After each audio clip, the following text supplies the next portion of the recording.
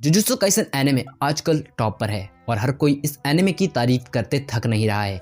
तो मैंने भी सोचा कि क्यों ना बेंटेन यूनिवर्स के साथ जुजुत्सु काइसन यूनिवर्स को कंपेयर किया जाए और देखा जाए कि आखिर इन दोनों यूनिवर्स के कैरेक्टर्स में कौन ज़्यादा पावरफुल है। तो आज के इस वीडियो में मैं आपको बताने वाला हूँ कि बेंटेन के यूनिवर्स में और जुजुत्सु काइसन के यूनिवर्स में कौन ज़्यादा पावरफुल है। और अगर आपको जानना है कि कौन ज़्यादा पावरफुल है तो आप वीडियो को एंड तक जरूर देखना। और हाँ, इस वीडियो में कुछ रूल्स होने वाले हैं जिनके बारे में मैं आपको आगे बताऊंगा। और अगर आप इस चैनल पर पहली बार आ रहे हैं तो दोस्तों प्लीज़ चैनल को सब्सक्राइब कर दीजिए ताकि हमारे चैनल को थोड़ा सपोर्ट मिल पाए, और हो सके तो वीडियो को लाइक कर दीजिएगा अगर आपको पसंद आए। तो चलिए शुरू करते हैं। बेंटेन यूनिवर्स और जुजुत्सु काइसन के यूनिवर्स के बीच के इस कंपैरिजन में कुछ रूल्स होने वाले हैं ताकि हम चीज़ों को अच्छे से डिफाइन कर पाएं। बेंटेन के यूनिवर्स में एलियंस एक्सेस करते हैं, तो वहीं पर जुजुत्सु काइसन के यूनिवर्स में कर्स स्पिरिट और कर्स एनर्जी एग्जिस्ट करती है। तो ये दोनों आपस में बिल्कुल भी मैच नहीं करते। जुजुत्सु काइसन के यूनिवर्स की जो मेन पावर है वो है कर्स एनर्जी, जो बेंटेन के यूनिवर्स में एग्जिस्ट नहीं करती, क्योंकि वहां पर बेंटेनिसन एलियंस का यूज करता है इविल से लड़ने के लिए। बेंटेन के पास कई सारे एलियंस हैं, लेकिन वो जिन भी एलियंस का यूज करेगा उनमें सबसे पावरफुल एलियन है एलियन एक्स। और वहीं पर जुजुत्सु काइसन के यूनिवर्स में ऐसा कोई कैरेक्टर नहीं है जो बेंटेन के एलियन एक्स से मुकाबला कर पाए, इसलिए इस बैटल में हम एलियन एक्स को इंक्लूड नहीं करने वाले। और क्योंकि कर्स एनर्जी बेंटेन के यूनिवर्स में एग्जिस्ट नहीं करती, इसलिए हम कर्स एनर्जी को एक सोर्स ऑफ पावर के रूप में कंसीडर करेंगे। और इस कंपैरिजन में कुछ लेवल्स होने वाले हैं जिनके अंदर मैंने इन कैरेक्टर्स को किया है ताकि इन सब के बीच में कंपैरिजन अच्छे से हो पाए। वो लेवल कुछ इस तरह से है। सबसे पहले class D, class C, class B, class A और स्पेशल क्लास। तो इन सभी लेवल्स में मैंने जुजुत्सु काइसन के कैरेक्टर्स को पुट किया है जिनके पास पावर से और जिन्हें हमने मैक्सिमम टाइम स्क्रीन पर देखा है। जुजुत्सु काइसन के पावरफुल कैरेक्टर्स इसमें होंगे और बेंटेन यूनिवर्स के पावरफुल एलियंस भी इसमें होंगे सिवाय एलियन एक्स के। तो होप कि आप लोगों को वीडियो पसंद आएगा। तो चलिए इस वीडियो को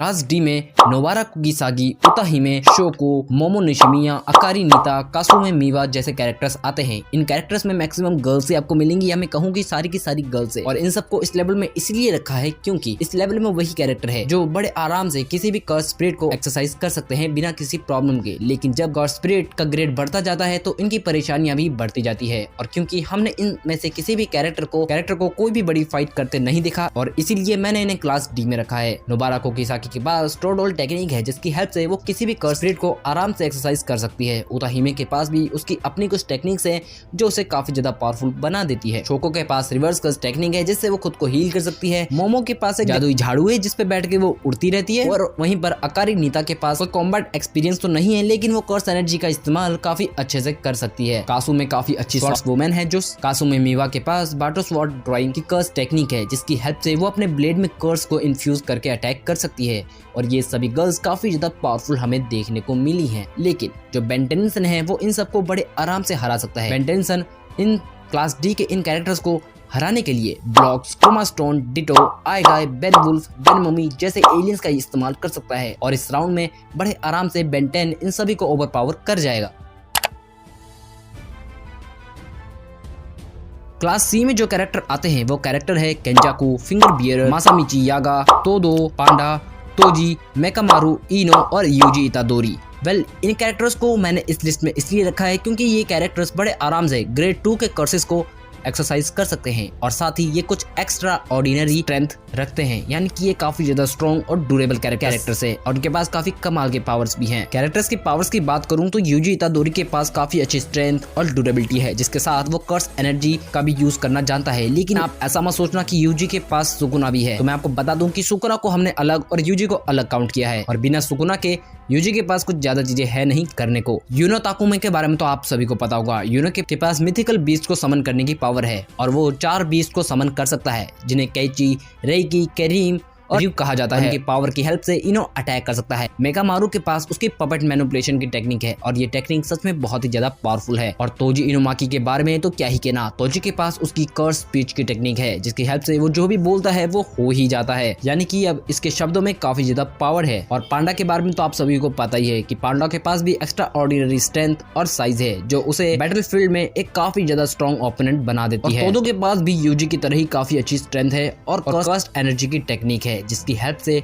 वो अपने ओपोनेंट्स को ओवरपावर करना जानता है। मासामी चियागा के पास डॉल्स मैनिपुलेशन की टेक्निक है, या फिर वो डॉल्स बनाता रहता है ना, या पपेट्स बनाता है, उसकी टेक्निक है जिसकी हेल्प से वो फाइट करना जानता है। और ये कैरेक्टर सच में बहुत ज्यादा पावरफुल भी है, लेकिन हमने इसे फाइट करते नहीं देखा है एनिमे में, लेकिन जल्दी देख ले। और फिंगर बियरर तो आपको याद ही होगा, जो हमें जुजुत्सु काइसन के एनिमे के एपिसोड नंबर 2 में देखने को मिला, जिसने सुगुना की एक फिंगर खाई हुई थी, जिसकी वजह से वो काफी ज्यादा पावरफुल था, लेकिन सुगुना ने उसे एक्सरसाइज कर लिया और उससे अपनी फिंगर भी वापस ले ली। और केंजाकू के बारे में तो मुझे कुछ कहने की जरूरत ही नहीं है। जो केंजाकू है उसके पास कोई ब्रेन ट्रांसप्लांट जैसी पावर है, जिसकी हेल्प से वो हजारों सालों से जिंदा है, और जो भी प्रॉब्लम हमें जुजुत्सु काइसन में देखने को मिलती है वो सभी केंजाकू का किया धरा है। क्लास सी के इन कैरेक्टर से लड़ने के लिए थोड़ा सा मुश्किल हो सकता है, क्योंकि ये सभी काफी अच्छा स्ट्रेंथ रखते हैं। तो यहाँ पर बेन टेंसन भी अपने पावरफुल और स्ट्रॉन्ग एलियंस का यूज कर सकता है, जैसे कि Brainstorm, Kickin Hawk, Accelerate, Upgrade, Four Arm, Stinkfly etcetera जैसे एलियंस का इस्तेमाल यहाँ पर वो कर सकता है। और ये सभी एलियंस काफी ज्यादा स्ट्रॉन्ग है,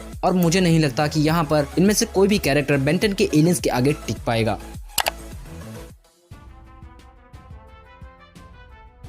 जो क्लास बी के कैरेक्टर हैं वो कैरेक्टर है Naobito Zenin, Naoya Zenin, Maki Zenin, Miguel, Mei Mei और केंटो नानामी।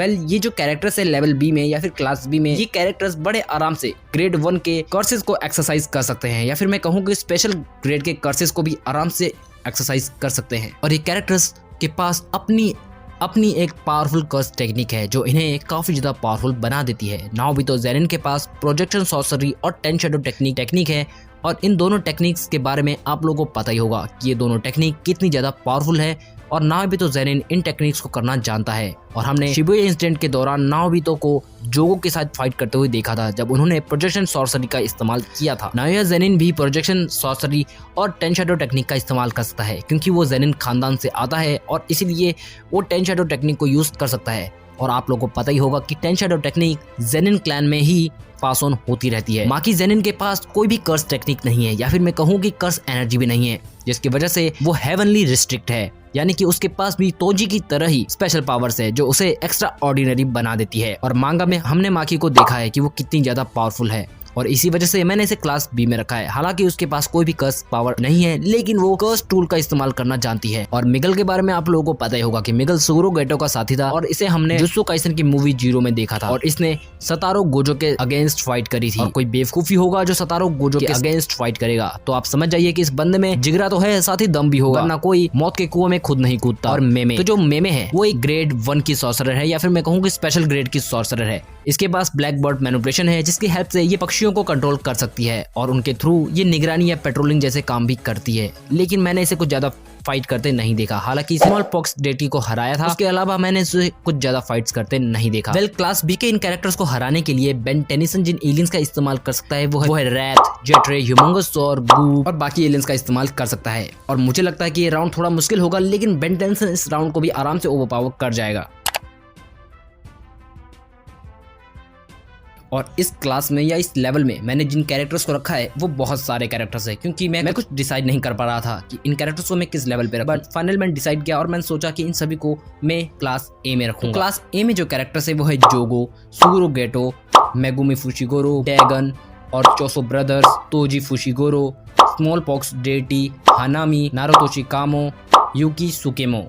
ये सारे कैरेक्टर्स बड़े आराम से डोमेन एक्सपेंशन कर सकते हैं, और स्पेशल ग्रेड के साथ साथ एक्स्ट्राऑर्डिनरी पावरफुल कर्सेस होते हैं, उनसे भी आराम से फाइट कर सकते हैं। इस लेवल में काफी सारे कैरेक्टर्स हैं, और उन सभी कैरेक्टर्स की मैं आपको सिर्फ मेन पावर बताने वाला हूं, ताकि कुछ ज्यादा डिटेल्स में मैं नहीं जाऊंगा, सिर्फ आपको मेन पावर्स बताऊं। सबसे पहले यूकी सुकेमो के बारे में बात करूं तो यूकी सुकेमो के पास काफी सारी कर्स टेक्निक्स है, और ये काफी ज्यादा पावरफुल कैरेक्टर है, लेकिन मैंने इसे फाइट करते हुए नहीं देखा है। हालांकि मांगा में मैंने इसकी फाइट देखी थी, बट एनिमे में मैंने अब तक नहीं देखा है। इसके पास जो कर्स टेक्निक है उसे स्टार रेज कहते हैं, और ये टेक्निक काफी ज्यादा पावरफुल है। नारुतोशी कामो के पास ब्लड मैनिपुलेशन की टेक्निक है, हाँ वही टेक्निक जिसका इस्तेमाल चोसो करता है, और आप लोग को पता ही होगा कि ब्लड मैनिपुलेशन कितनी ज्यादा पावरफुल टेक्निक है। हानामी एक कर्स स्पिरिट है, और हानामी के पास प्लांट्स को कंट्रोल करने की टेक्निक है, और ये सिंपल डोमेन का इस्तेमाल कर सकता है। हालांकि इतना ज्यादा पावरफुल नहीं होता, लेकिन ये सिंपल डोमेन का इस्तेमाल कर सकता है। और तोजी फुशिगोरो, तो तोजी फुशिगोरो के बारे में मुझे शायद ज्यादा बताने की जरूरत नहीं है। तोजी फुशिगोरो के पास एक्स्ट्रा ऑर्डिनरी पावर्स हैं, और मुझे लगता है कि इस लिस्ट में जो भी कैरेक्टर्स मैंने आपको बताया उन सभी को तोजी फुशिगोरो आराम से निपटा सकता है। थोड़ी प्रॉब्लम होगी, बट तोजी फुशिगोरो आराम से निपटा सकता है क्लास ए के सभी कैरेक्टर्स को। स्मॉल पॉक्स डेटी, तो जो स्मॉल पॉक्स डोटी है उसे मैंने इस लिस्ट में इसीलिए रखा है क्योंकि ये डोमेन एक्सपेंशन कर सकता है। हालांकि इसका डोमेन भी इतना ज्यादा पावरफुल नहीं है। इसके डोमेन का नाम ग्रेवयार्ड एक्सपेंशन है जो कि इतना ज्यादा पावरफुल नहीं है। और अब आते हैं चोसो ब्रदर्स, जिसमें चोसो, ईसो और केजिगी आते हैं। इन सभी का जो मेन पावर है वो है ब्लड मैनिपुलेशन, और ये काफी ज्यादा पावरफुल पावर है। इन सभी को मिलाकर फॉर्म डेथ पेंटिंग भी कहा जाता है। तो डैगन भी काफी ज्यादा पावरफुल कैरेक्टर है। डैगन के पास बहुत सारी पावर्स हैं और ये एक्वेटिक या फिर मैं कहूँ कि पानी से रिलेटेड अटैक करता है, क्योंकि ये थोड़ा स्क्विड जैसा दिखता है या फिर ऑक्टोपस जैसा दिखता है, जिसकी वजह से शायद इसे वाटर से रिलेट किया गया हो। इसके पास वाटर से रिलेटेड काफी सारी सुपर पावर्स है और साथ ही साथ इसके पास डोमेन एक्सपेंशन की भी एबिलिटी है। इसके डोमेन का नाम होराइजन ऑफ कैप्टिवेटिंग स्कंधा है, जिसमें एक आइलैंड और एक समुद्र आता है आई थिंक। और सच में ये काफी ज्यादा पावरफुल था। डैगन ने अकेले ही 3 ग्रेड 1 के सॉर्सरर को स्ट्रगल करने पे मजबूर कर दिया था, लेकिन जब तोजी आया तो गेम चेंज हो गया। और महितो एक कर्स स्पिरिट है जिसके पास आइडल ट्रांसफिगरेशन की पावर है, यानी कि ये किसी की भी बॉडी को ट्रांसफिगर कर सकता है, कुछ भी अजीब गरीब शेप दे सकता है। तो यही इसकी पावर है और ये पावर इतनी ज्यादा स्पेशल नहीं है और इसे बड़े आराम से डिफीट किया जा सकता है। मेगुमी फुजिगुरो, मेगुमी फुजिगुरो को यहाँ पर रखने का रीजन बस ये है कि वो 10 शैडो टेक्निक्स को इस्तेमाल करना जानता है और हाल ही में वो एक लौता है जिसने माहोरागा को समन किया हुआ है। इसकी वजह से मैंने मेगुमी फुजिगुरो को इस लिस्ट में रखा है। सुगुरो गेटो है वो गोजो का ही साथी है, यानी कि उसका ही पार्टनर है, बेस्ट फ्रेंड टाइप है। सुगुरो गेटो के पास काफी सारी पावर्स और कर्स टेक्निक्स है, हालांकि बाद में इवल बन गया था। इसकी जो मेन टेक्निक है वो कर्स स्पिरिट मैनिपुलेशन, यानी कि ये कर्स को समन कर सकता है। और जोगो के पास वोल्केनिक फायर रिलेटेड एबिलिटीज हैं और इन सब की हेल्प से वो काफी ज्यादा पावरफुल होता है। जोगो ने सुकुना के खिलाफ फाइट करी है और तो और गोजो के खिलाफ भी फाइट करी है। हालांकि वो सुकुना के हाथों मारा गया और गोजो के हाथों बच गया। जोगो के पास डोमेन एक्सपेंशन की पावर है जो कि है कॉफिन ऑफ आयरन माउंटेन, और ये काफी ज्यादा पावरफुल डोमेन माना जाता है। इस लेवल में कौन जीतेगा, तो ये लेवल थोड़ा प्रॉब्लमेटिक हो सकता है। हालांकि इस लेवल में सिर्फ 2 ही कैरेक्टर है जो बेन टेंसन के लिए प्रॉब्लम खड़ी कर सकते हैं। वो 2 कैरेक्टर कौन से हैं? तो एक है गोजी फुशिगुरो। बेन टेंसन इनसे कैसे डील करेगा? जो बेन टेंसन है वो Diamondhead, Chromastone, Frankenstrike, scotch का इस्तेमाल कर सकता है तोजी फुशिगुरो और सुगुरो गेटो के खिलाफ, और बिग चिल का इस्तेमाल करता है चोसो ब्रदर्स, डैगन, नारुतो शिकामो के खिलाफ, क्योंकि बिग चिल जब उन्हें जलाई देगा तो उनकी ब्लड मैनिपुलेशन वाली टेक्निक काम ही नहीं आएगी। स्वॉर्म फायर और हीट ब्लास्ट का इस्तेमाल करता है जोगो और हनामी के खिलाफ, और आप लोग जानते हैं कि हीट ब्लास्ट जोगो को शायद ओवर पावर कर दे, बट मुझे नहीं लगता कि ऐसा होगा, बट फिर भी यहाँ पे चांसेस हैं। एको का इस्तेमाल करता है स्मॉल पॉक्स डेटी के खिलाफ, क्योंकि उसकी मेन पावर ही उसका डोमेन है जिसे एको आराम से झेल जाएगा। और इस लेवल में थोड़ी प्रॉब्लम हो सकती है, but I think Ben tension इस लेवल को भी सर्वाइव कर जाएगा अपने इन कैरेक्टर्स के दम पर। इसमें जो कैरेक्टर है उनकी पावर एक्स्ट्रा ऑर्डिनरी है, मतलब ऐसी पावर है जिससे हैंडल नहीं किया जा सकता, एक्स्ट्रा ऑर्डिनरी लेवल की पावर। स्पेशल क्लास में आते हैं सतारो गोजो, रेमन सकुना, माहोरागा और युता ओकोत्सु। और आप लोगों को पता ही होगा कि जुत्सु काइसन में 3 या 4 ऐसे कैरेक्टर आप लोगों ने देखे होंगे जो ओवर पावर है। इन कैरेक्टर के बारे में थोड़ा सा ब्रीफ आपको जरूर दूंगा। सबसे पहले बात करते हैं युता ओकोत्सु के बारे में। युता ओकोत्सु को आप जुत्सु काइसन का एक मेन प्रोटोगनिस्ट भी मान सकते हैं, हालांकि वो यूजी है, बट ये कैरेक्टर में कुछ तो बात है। युता है वो बंदा है जिसके पास क्वीन ऑफ कर्सेस है, यानी कि रिका, और जो युता है वो किसी भी कर्स टेक्निक को कॉपी कर सकता है। तो आप समझ सकते हैं कि कितना ज्यादा पावरफुल होगा। साथ ही युता ब्लैक फ्लैशेस का भी इस्तेमाल कर सकता है, और मुझे नहीं पता कि ये डोमेन एक्सपेंशन कर सकता है या नहीं कर सकता है। आप लोग कमेंट्स में मुझे जरूर बताना कि युता के पास डोमेन एक्सपेंशन की एबिलिटी है या नहीं है। माहोरागा, माहोरागा के बारे में क्या ही बताऊं, इसकी पावर ही जान लो कि ये किसी भी फिनोमिना को अडेप्ट कर सकता है। माहोरागा ने जुत्सु काइसन के यूनिवर्स में 2 बड़े कैरेक्टर से फाइट करा है, उनमें से एक है रेमन सकुना और एक है सतारो गोजो, और दोनों के खिलाफ उसकी फाइट काफी ज्यादा खतरनाक थी और ये फाइट देखने में मजा भी आता है। रेमन सकुना, रेमन सकुना वो कैरेक्टर है जिसने जुत्सु काइसन की आधी फैंडम अपनी तरफ कर रखा है। सुकुना, जिसे रेमन सकुना भी कहा जाता है, वो किंग ऑफ कर्सेस है। जो सुकुना है वो सबसे ज्यादा पावरफुल और सबसे ज्यादा खतरनाक कैरेक्टर माना जाता है जुत्सु काइसन का, जिसके पास न जाने कितनी कर्स टेक्निक्स है। तो जो सुकुना है उसके डोमेन का नाम मेलवोलेंट श्राइन है, जिसे क्रंची रोल वालों ने मेलवोलेंट किचन कर दिया था, पता नहीं क्या करते हैं वो लोग। रेमन सकुना की सबसे फेमस जो टेक्निक है वो है डिसमेंटल और क्लीव, और ये टेक्निक काफी ज्यादा पावरफुल है।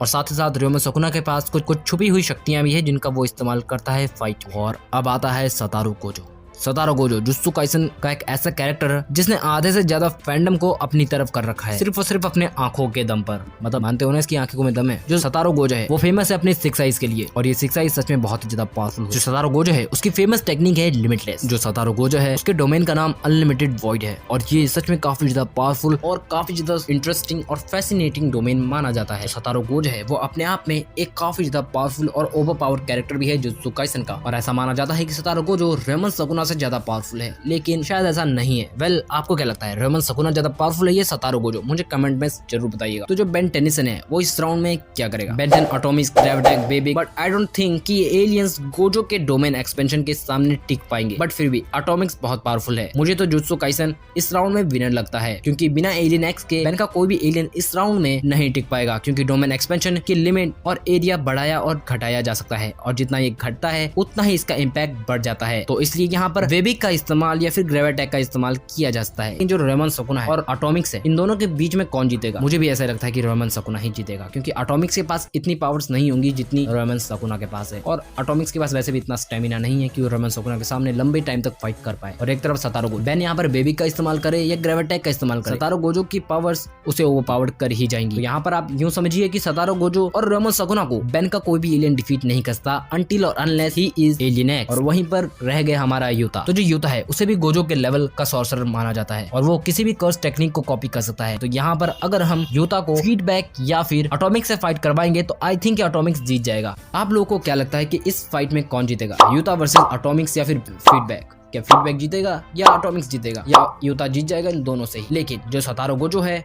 और रेमन सकुना है, इन दोनों के खिलाफ एटॉमिक्स हार जाएगा, बिल्कुल इजीली हार जाएगा, या फिर वो ग्रेविटेक ही क्यों ना हो वो भी हार जाएगा, अनटिल और unless Ben tension alien x को यूज नहीं करता। बट वो ऐसा ही नहीं कर सकता। आज की इस वीडियो में बस इतना ही। आई होप कि आप लोगों को वीडियो में मजा आया होगा। आप लोगों को वीडियो कैसी लगी कमेंट सेक्शन में मुझे जरूर बताइएगा, और वीडियो में थोड़ी बहुत मिसअंडरस्टैंडिंग या गड़बड़ हो सकती है तो उसके लिए मुझे माफ कर देना, और आपको क्या लगता है वो आप मुझे कमेंट सेक्शन में जरूर बताइएगा। आपका ओपिनियन मेरे ओपिनियन से अलग हो सकता है, तो अपने ओपिनियन कमेंट सेक्शन में जरूर बताइएगा। चैनल को सब्सक्राइब, वीडियो को लाइक और शेयर करना ना भूलिएगा। मैं मिलूंगा आपसे नेक्स्ट वीडियो में, तब तक टाटा एंड बाय बाय।